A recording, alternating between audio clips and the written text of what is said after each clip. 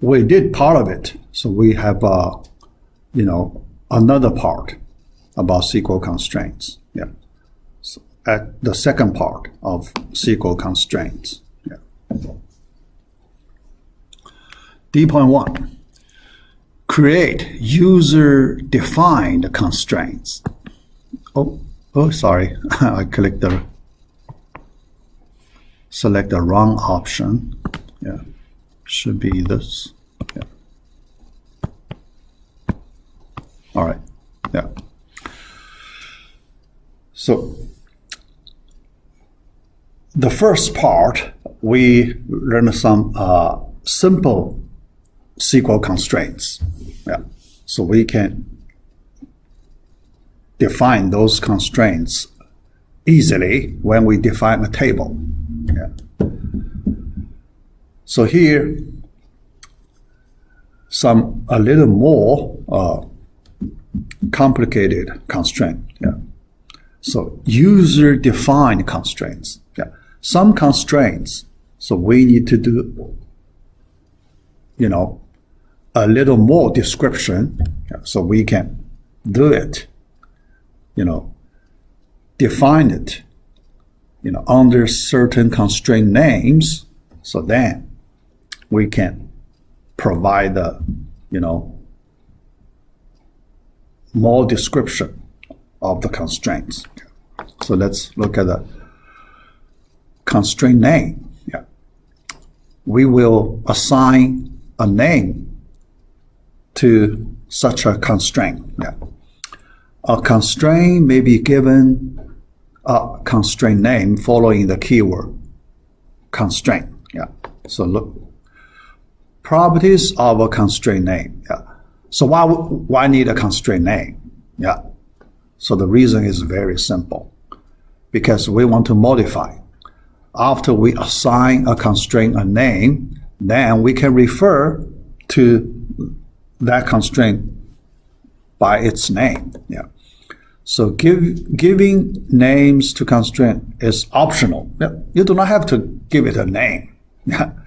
If you do not give it a name, then how do you refer to it, right?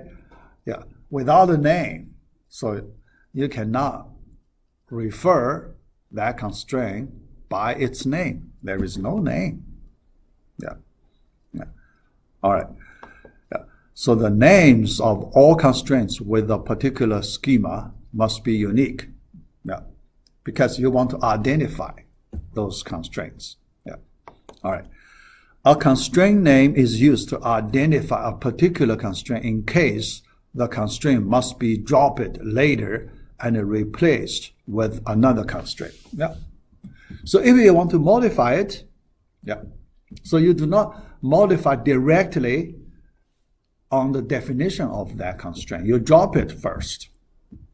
Then you define a new constraint. Yeah. So that's the way how do you modify a constraint. But if you do not assign it a name, how do you drop it? Right? How do you drop it? By a SQL command. So here, we can drop it in some way, but the question is, how do you drop it by a SQL command? Right? Yeah. In SQL command, how do you tell DBMS, I want to drop this constraint?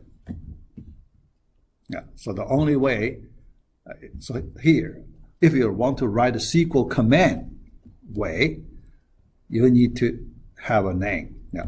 But there is another way. If you do not use the SQL command, there is another way. You can drop it. Yeah. That is, suppose you can access your database server directly. So you use your GUI tool to manage your database. Here, for example, we use phpMyAdmin. Then, when we access the database definition, we have a list of constraints. So then we can select that constraint. Then we drop it. That way, so even without a name, without constraint name, you can still drop it. Because you use that GUI tool, you can work on it. But that's not a SQL command way, right? That's not a SQL command way. SQL command way, you can use your application program to drop that constraint. Now, in the application program, you can send a SQL command to that DBMS to drop a constraint. If you have a name, you can do it. If you do not have a name, then you cannot use your application program to drop and modify and change, redefine a new constraint. So that's the, the logic. But all right, so it's very to understand. All right, let's look at some simple examples. Define a constraint with check clause. Okay.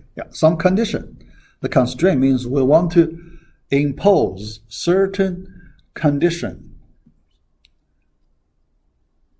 on some fields, fields of a table. So let's look at some examples. Create user-defined constraints. On an attribute. Constraint we can apply on, several different things. The first one on an attribute, a field in a table. We want to apply some constraint. All right.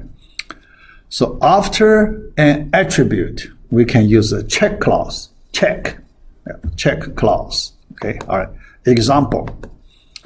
Department number here in our company database. Here we still use our company database. All right. Integer, not null, then. This department number, we want to put a range, range on this department number. Okay, for example, then how to add a range to this department number field. Check clause, parenthesis, then the condition. D number should be greater than 0 and D number should be less than 20. After you define this constraint, after the check clause, here there is no name, right? Here, when you define this constraint, there is no name. All right, So you cannot use its name to access, drop it. So when you write definition like this, you need to be aware of it. Okay, When you want to change it, then you need to use some way without using its name. Because there is no name here. All right. So after you define this range, then DBMS will check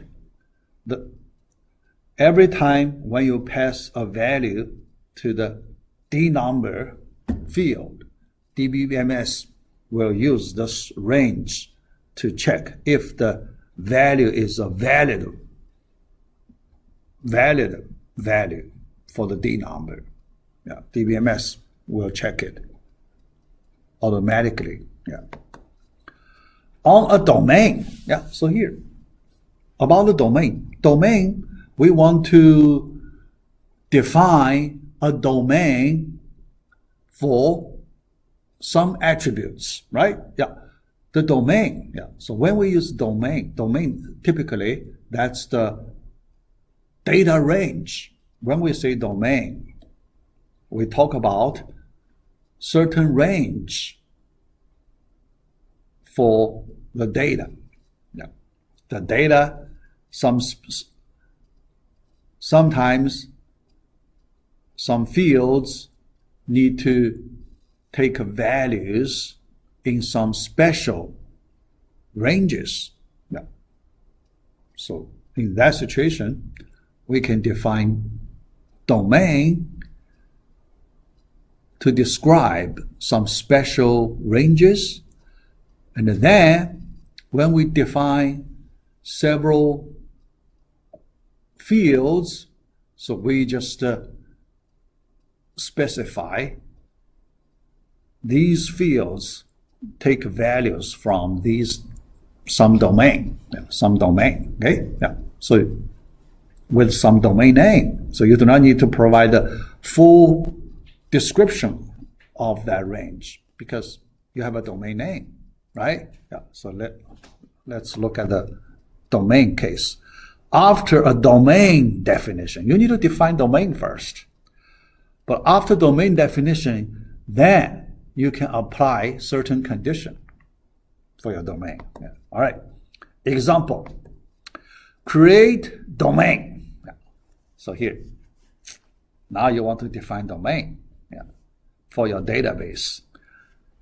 And you give a name to this domain, d_num. Okay, so department number, yeah, because if you want to use this range several places, then you may like to define a domain. Then you can, in several places, you can use the domain. Yeah, all right.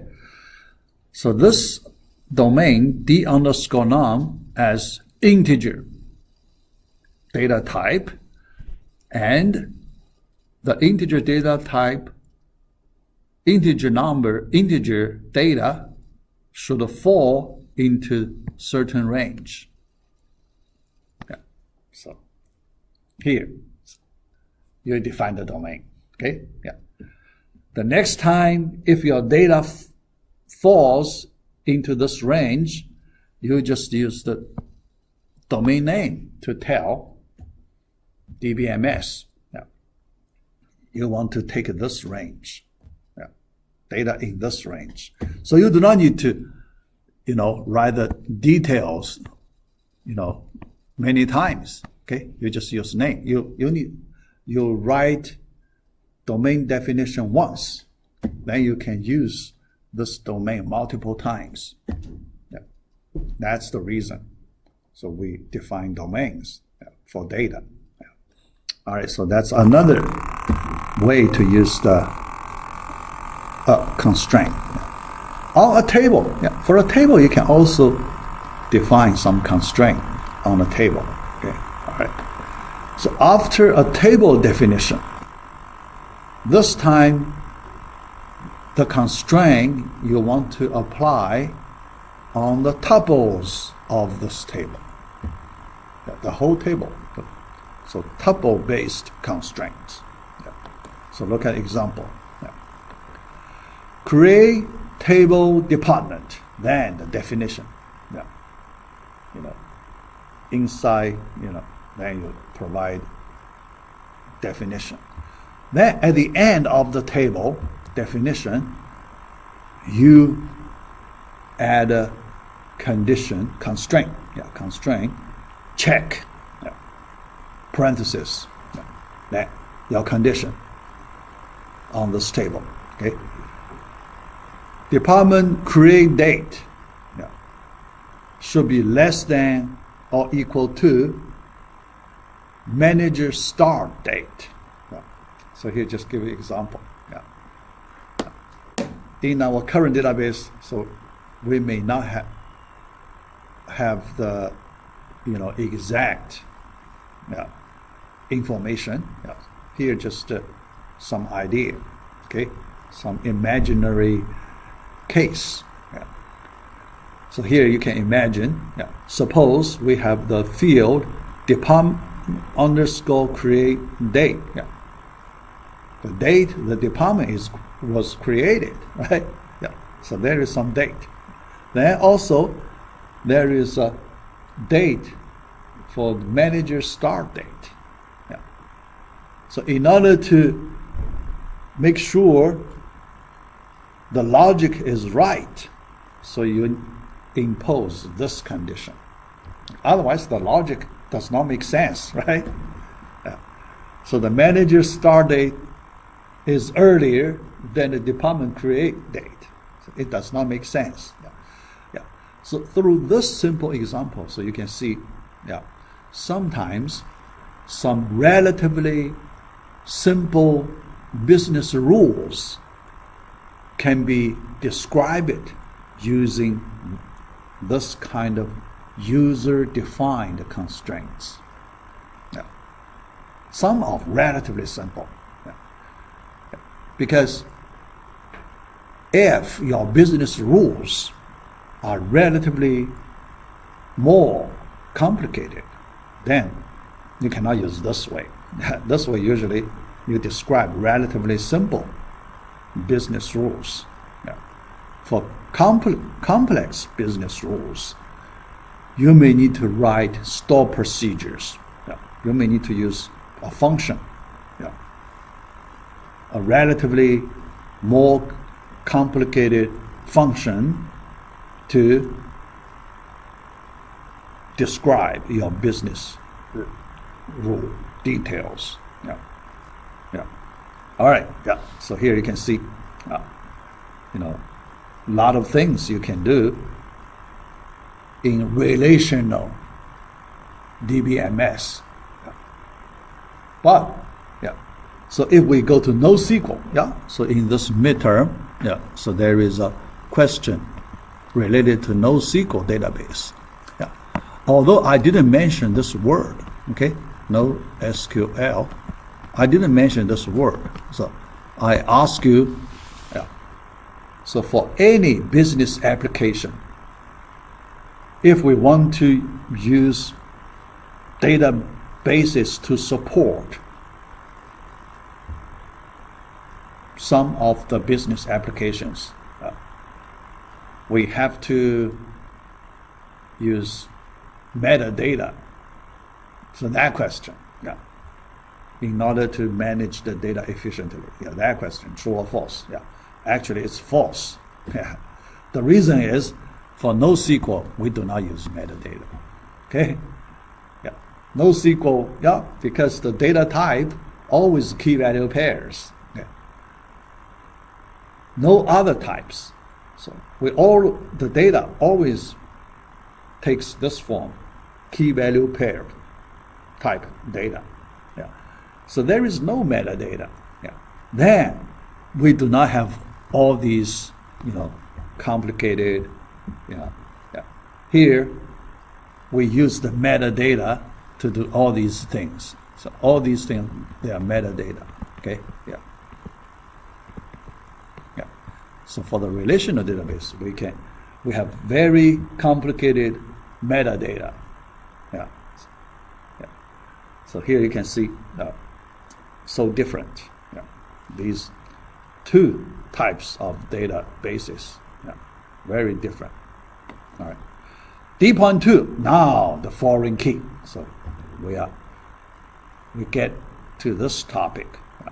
So we call it referential integrity constraint. So let's look. How do we specify a foreign key? So we understand this topic, because in the real world applications, you will see foreign keys quite a lot. Sometimes you will see a lot of foreign keys people may use. So we want to learn this concept. All right. The goal, maintain consistency among tuples in two relations. So it's very common. We want to, so in two tables, we want some special relationship. And when so in one table, we have a field,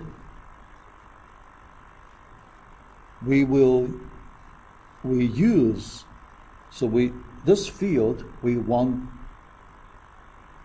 to connect it to the primary key of another table. Sometimes we need to use this relationship. When this happens, then there is a data consistency question. Yeah, because when you change the data, modify the values of some of the data, then it is related to another table or multiple tables. Yeah. It's possible when you modify a piece of data, then it could affect several other tables, right? Yeah. When that happens, so there is a data consistency issue. Yeah. So you do not want to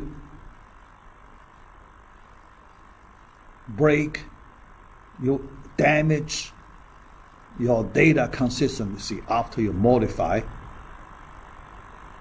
and a data item. Okay? Yeah. That data item may be related to multiple tables. Yeah, not just one table. Okay? Multiple tables. Yeah. Yeah. So I will show you some simple examples so you can understand this special situation a little better. Yeah. All right. So the goal, maintain consistency among tuples in two relations. Yeah. At least two relations. Yeah. Because sometimes could be more than two relations. Okay? Yeah. Sometimes, could be more than two relations. The simplest case is two relations. Could be more than two relations.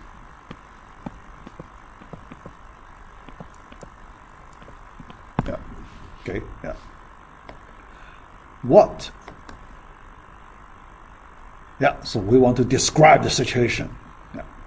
Between two relations. Yeah. So we imagine there are two relations. Yeah. But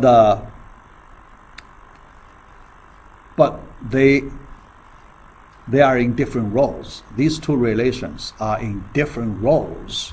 Yeah.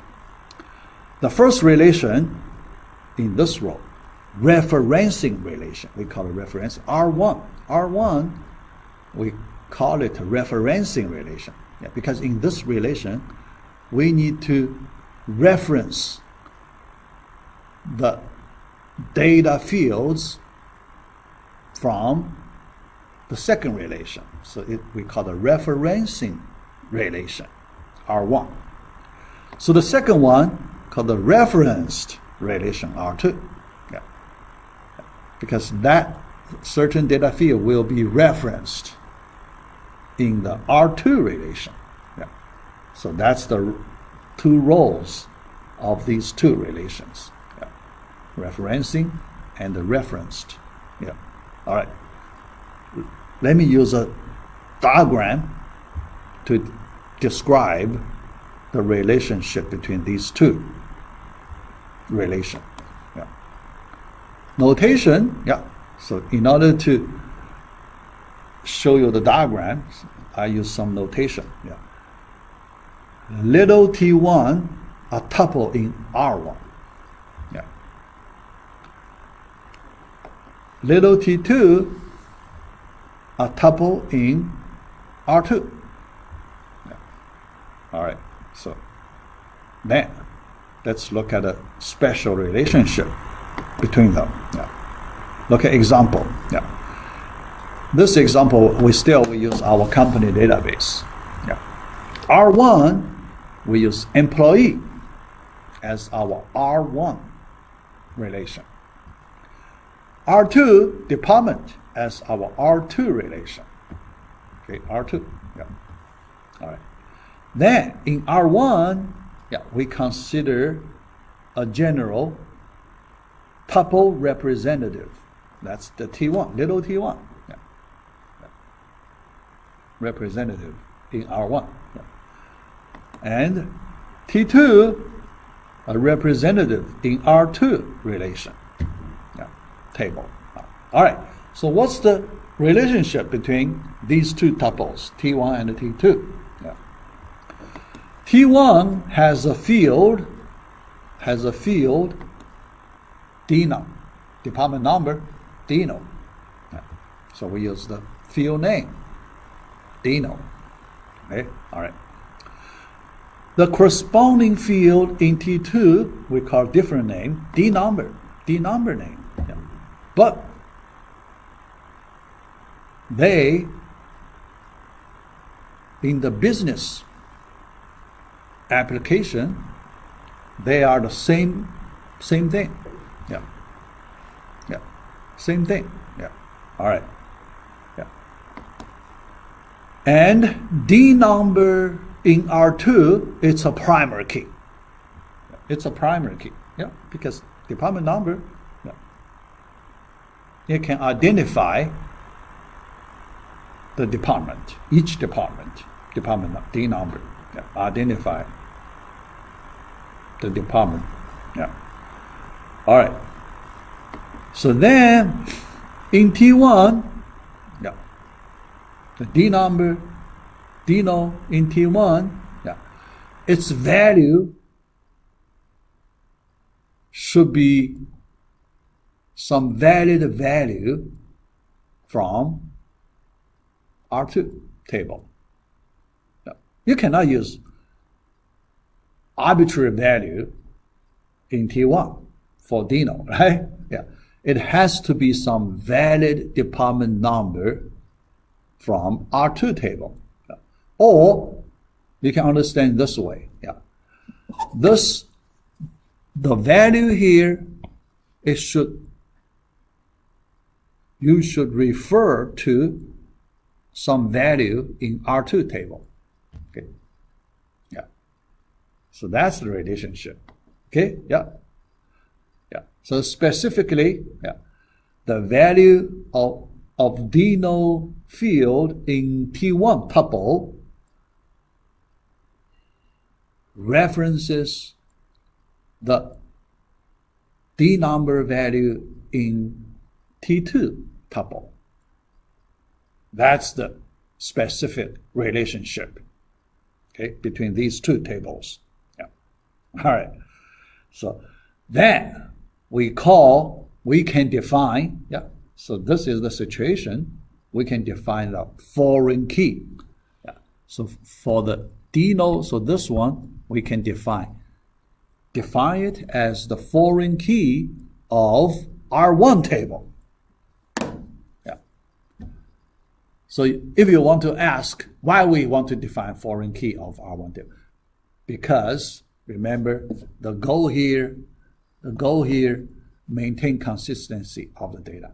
So if you define the foreign key constraint, then when you modify the value, yeah, sometimes you may need to modify the value either here or here, right? Yeah, two possibilities. One, you modify the value here. Another possibility, modify value, at the D number. Yeah.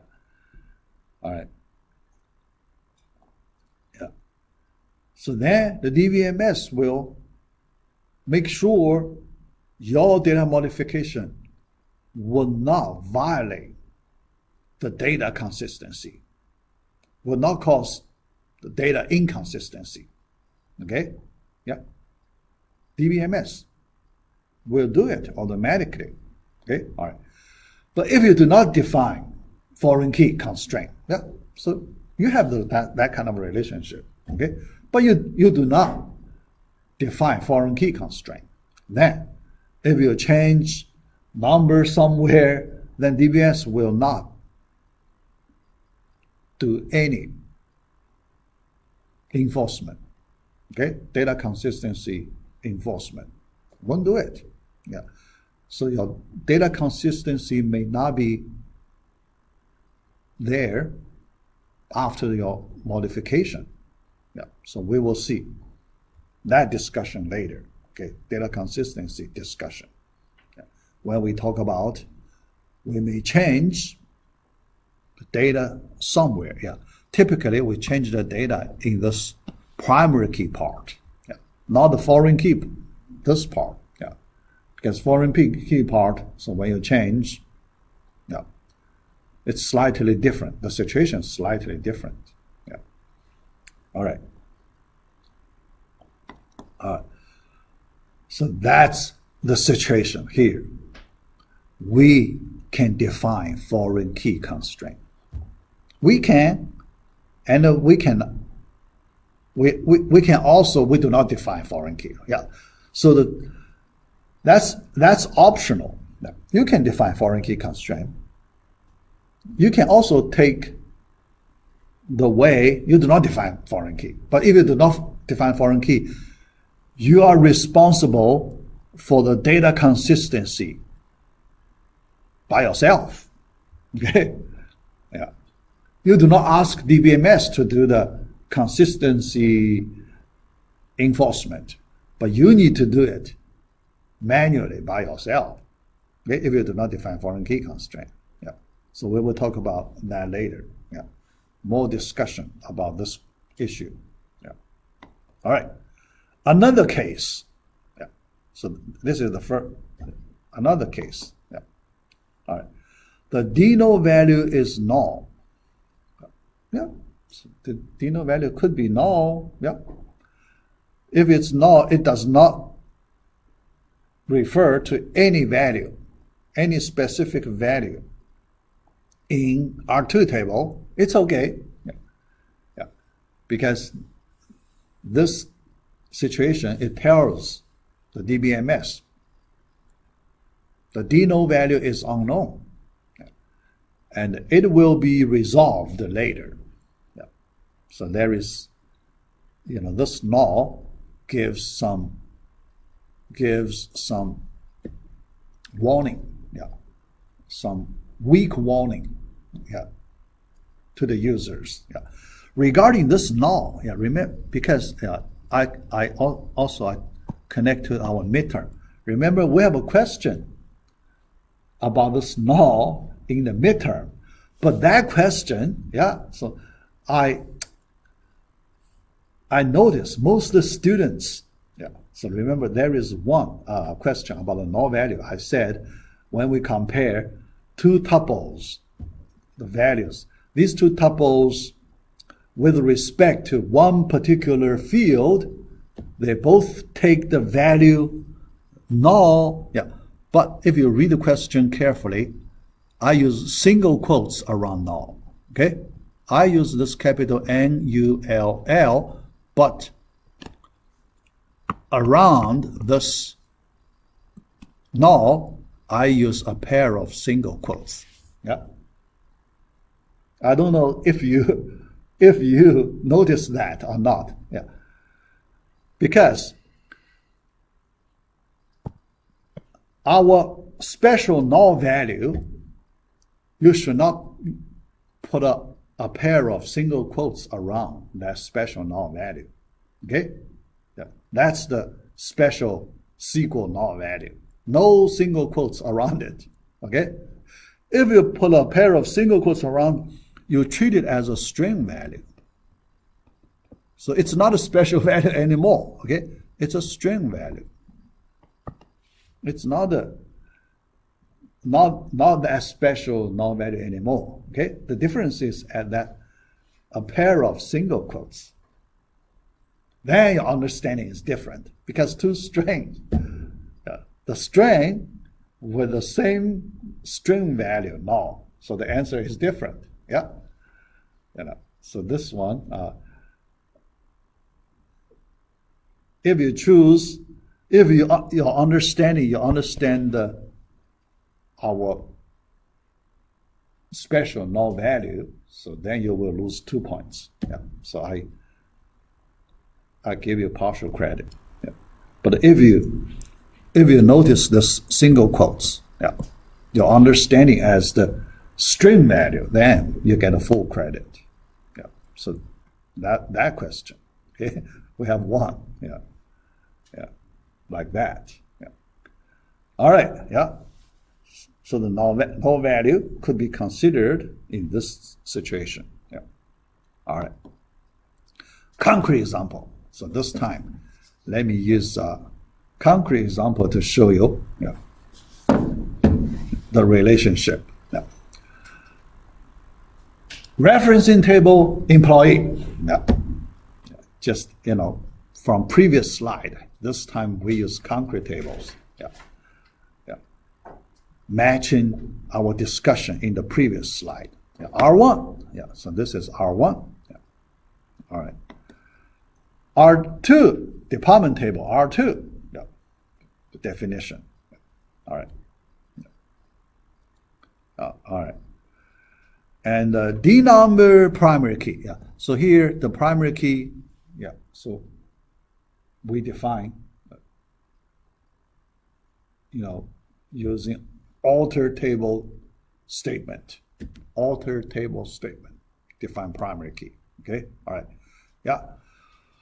But now we want to add a foreign key constraint between dno and D number. Yeah. All right. That's the syntax. Okay. That's the syntax. Constraint. Yeah. So we define a constraint. Okay. Constraint. Yeah. All right. We give a constraint name. Yeah. We give a constraint name. Okay. All right. Yeah. Yeah. So we add that the constraint name.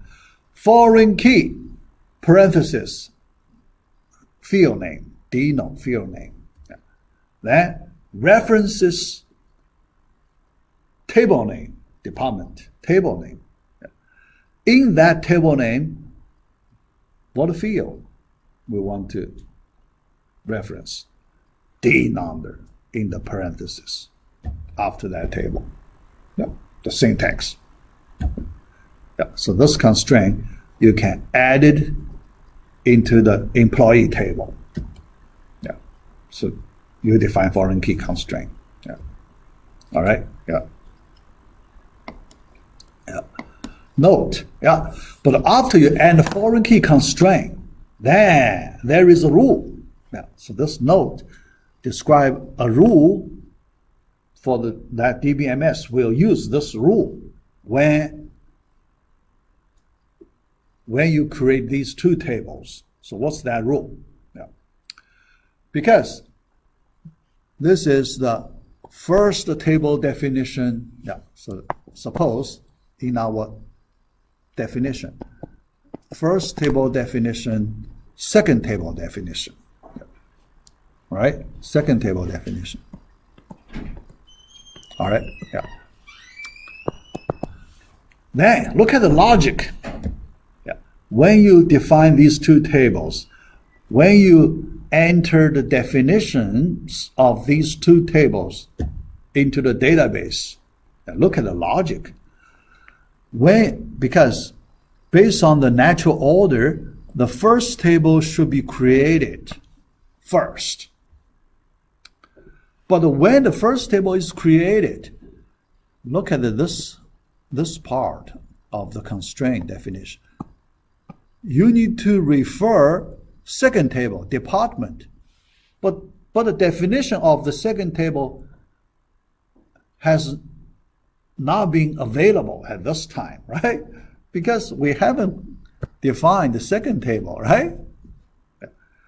If the second table has not been defined, how can you reference it by its name, right? It's not available.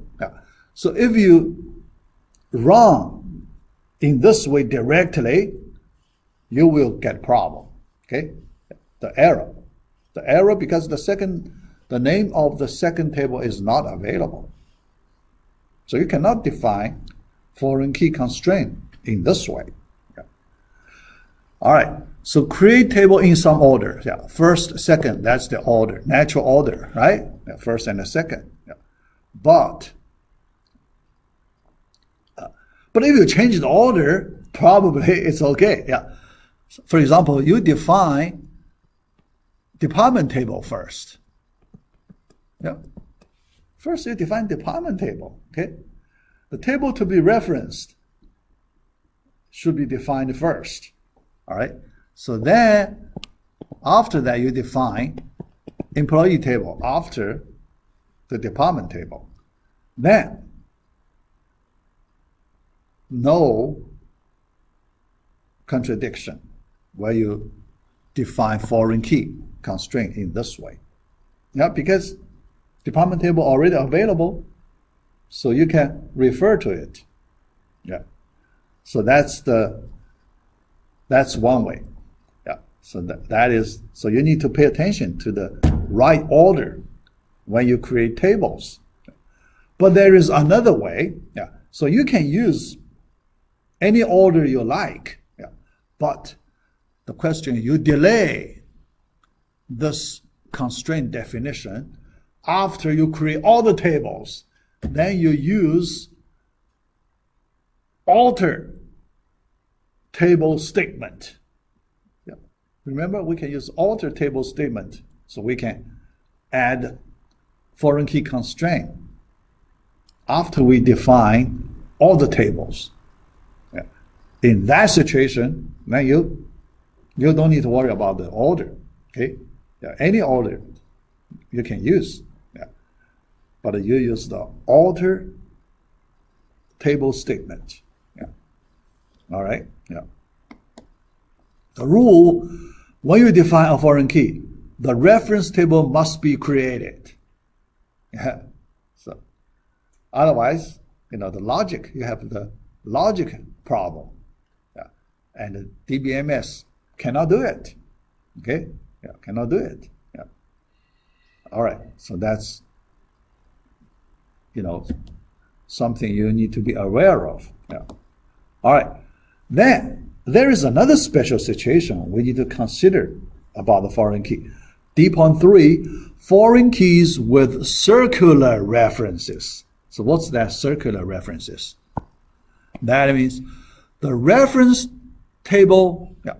So if we use the same notation as our earlier example, that means R1 and R2, they are the same table. How about that? Yeah. The referencing table and the referenced table are the same table. That could happen. Yeah. R1 references R1. Yeah. Same table. Yeah. That could happen. But when that happens, you have this kind of circular references. Okay? R1 references itself in this circular way. Yeah. Then, if we go back to our previous slide, because we need to consider the order, right? Yeah. R1, if you want to define foreign key in R1 directly, it references itself, but when you implement the foreign key constraint definition, R1 has not been created, right? So you get a logic problem. You get logic problem for the circular reference. Yeah. So then the solution is simple, because we have the second way, alter table way. Yeah. We can delay the foreign key constraint definition after we create all the tables by alter table statement. Yeah. So let's look at some example in this D.3, yeah, with circular reference. Meaning of the circular reference. A table references itself. Yeah. The referencing table equals the referenced table. That could happen. Yeah. In our company database, we have that situation. Possibility. Yeah. So let's look at our employee table. In our employee table, we have the primary key SSN as the primary key. Then the super underscore SSN refers to SSN from the same table, but for different tuples. Yeah. The tuples, T1, T2, they are different tuples. Okay? Little t1, little t2, there are different tuples in employee table, but the table is the same. Okay? Table name is the same, employee, same employee. R1, R2, both employee table, yeah. But little t1, little t2, there are two different tuples. All right. So this kind of relationship, we can also define foreign key constraint. Okay, yeah. The rule, when you define a foreign key, the reference table must be created. Yeah. So in this circular type references, you cannot define foreign key constraint directly inside R1 table because it has not been created when you define that foreign key constraint. Yeah. So you have to delay that foreign key constraint. Yeah. How to define that reference table that has not been created? Yeah. Alter table. Solution to circular references. Yeah. Solution steps. Do not define the foreign key constraint within the referencing table. Yeah. Yeah. After the table has been created, use the alter table statement to define the foreign key constraint. Yeah. So you can see this alter table, this method is very useful. Yeah. All right. Example. Yeah.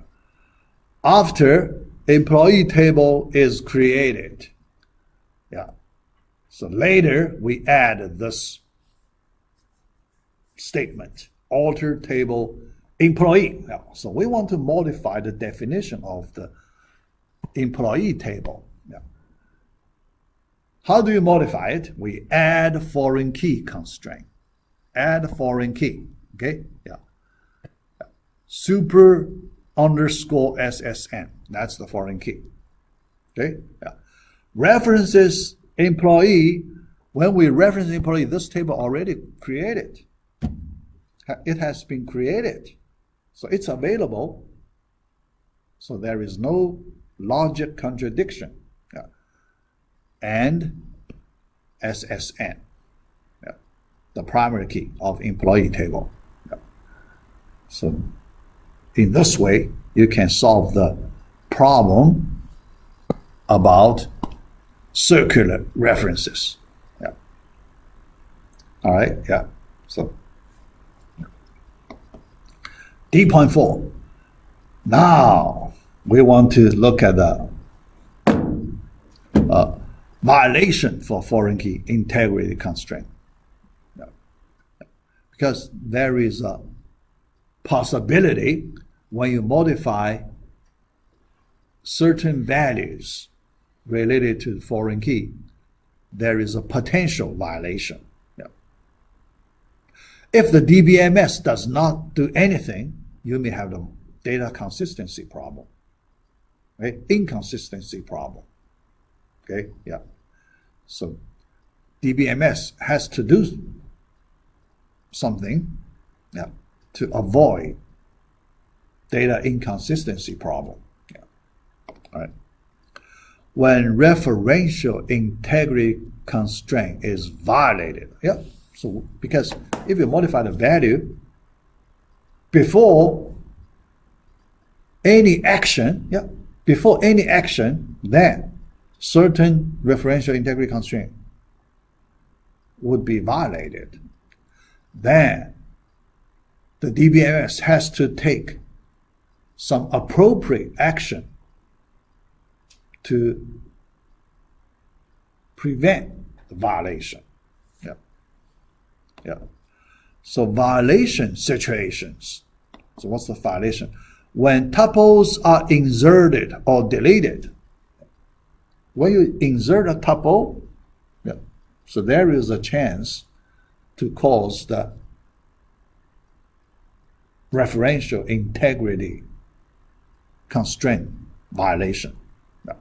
Or deleted, yeah, deleted, there is a potential violation. Okay. Sometimes yeah, the referential integrity constraint could be violated. Yeah. All right, yeah, we will see that.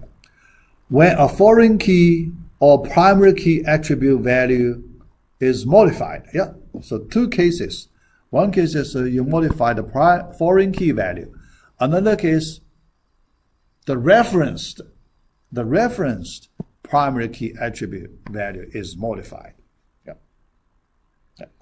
That primary key happens to be referenced in a foreign key. Yeah. But you change its value. Okay? Yeah. So then there is a potential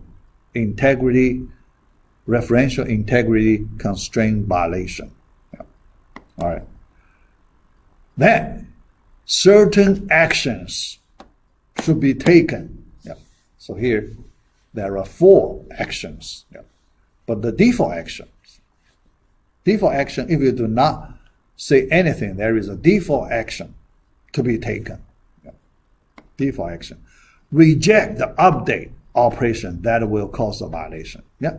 So the DBMS, after it detects the referential integrity constraint violation, yeah, yeah, it can detect easily. Yeah. Then the default action is rejection. Reject your operation. Yeah, because it would cause the referential integrity violation. Yeah. But you do not specify any specific action to do, then DBMs just reject your operation. Yeah. So that's the default one. For non-default optional, all the optional actions, 4 optional actions. Yeah. One of the 4 is the default one. Yeah. So the referential triggered actions. Yeah. So when you change, certain values, typically these 2 cases. Okay. Yeah. So then your action, if some violation, referential integrity constraint violation occurs, then referential triggered actions. So you can declare appropriate action to take. Yeah. Yeah. One of the 4 actions. The first action, set null. Okay. Set the value null. Yeah. Sometimes you need to do that. Okay. For example, if a department primary key, if a department is deleted, yeah, in a department table, one department is deleted, then the primary key of that department also deleted. So then that department number is not available anymore. Then, but you have several other tables, they may refer to that particular department number, right? So then that department number is gone. Yeah, so the one way to fix the problem, you set the deno value, old deno value to the null value, yeah, automatically. Yeah, because the old value, the old department has been deleted, so the old value of that department is not available anymore. So you cannot refer to that older department number. Yeah. But you do not know what's the new number, right? What's the new department number? It's not given. Yeah. Before it is given, new department number is given, then you temporarily you can set its null value. So that's one of the actions you can take. Yeah, the first one. The second one, cascade. Yeah. Cascade, yeah, because when you change the value of 1 at one place, there are several other places that may refer to this changed value, right? So then you want to propagate. Yeah. You want to propagate the change to several other tables. Yeah. that kind of change, multiple table change, we call it cascade. Yeah. Cascade away. Yeah. That away. That's the second action you can take. Yeah. Change the value. All the places, corresponding to the reference the value that is changed. Yeah. For example, you change the department number. Okay. Yeah. Department number from 3 to 5. Yeah. Then, many employees, so before the change, they belong to department 3, but after the change, they belong to department 5, for example, like that. Okay? Yeah. Cascade. Yeah. Cascade change. Yeah. All right. Then set default. Yeah. The third action is, when you change the value of one department number, so many values, many employee tuples, they refer to this change the value. You delete. Yeah, let's consider you delete a department. You delete department. So the old value cannot be used. Yeah. But you do not want to set null, so you can set default. Yeah. So suppose you have some default, appropriate default number, then you set default. Yeah. So that's the third action you can take. Yeah. The last one is the default one. Last one, restrict. Restrict corresponds to the reject. Yeah. So the default one. The default case. Yeah. So these 4 actions you can define. Referential triggered actions. So every time when you change certain value related to foreign key constraint, you can tell the DBMS which one of the 4 actions you want DBMS to take. Yeah. All right. Yeah. So these 4 actions we call it referential triggered actions. All right. Yeah. Yeah. Now let's look at these actions one by one. Yeah. Let me see. Okay. Yeah. I only have 10 minutes. Yeah. How much if I can complete. Yeah. So I have 2 slides left. Slide number 8, number 9. So let me try to complete these 2 slides today. All right. Example. Yeah. Still the same department number, foreign key. Yeah. So we define the constraint like this. Yeah. And here, when we define this constraint, after we specify the reference part, we add the triggered action. Now, what action to take? Delete, on delete. Yeah. So that means when you delete the primary key, because if a department number, the primary key, that one is, that department tuple is deleted. Yeah. On delete, when that happens, set null. So set null value to this deno. Yeah. So that's a simple example. The set null example. Okay? Yeah. So then later you need to fix that null value. Yeah.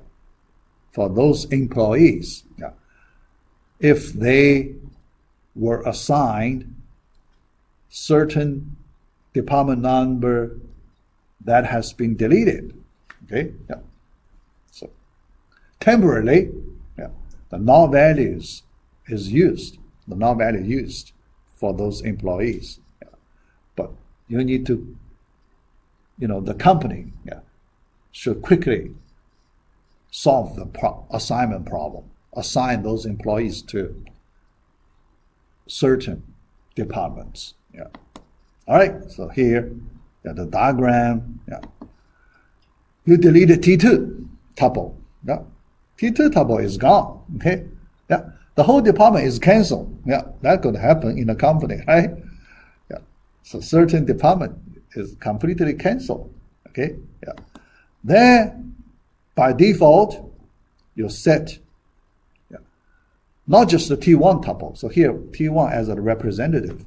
You may have multiple tuples, right? Several other employees. Yeah. Yeah. They were assigned to that deleted department before. Okay. Yeah. So temporarily, you can set a null value to all those employees. Yeah. All right. And all other yeah. So that's the, yeah.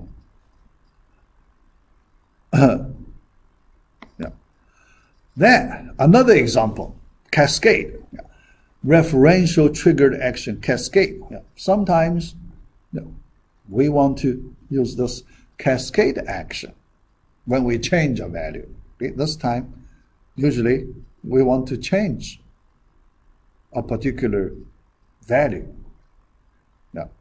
Primary key. The reference to primary key value. Yeah. Let's look at this example. Yeah. Super underscore SSN. Yeah. All right. So then references employee SSN on update. Yeah. So let's think about the situation. Yeah.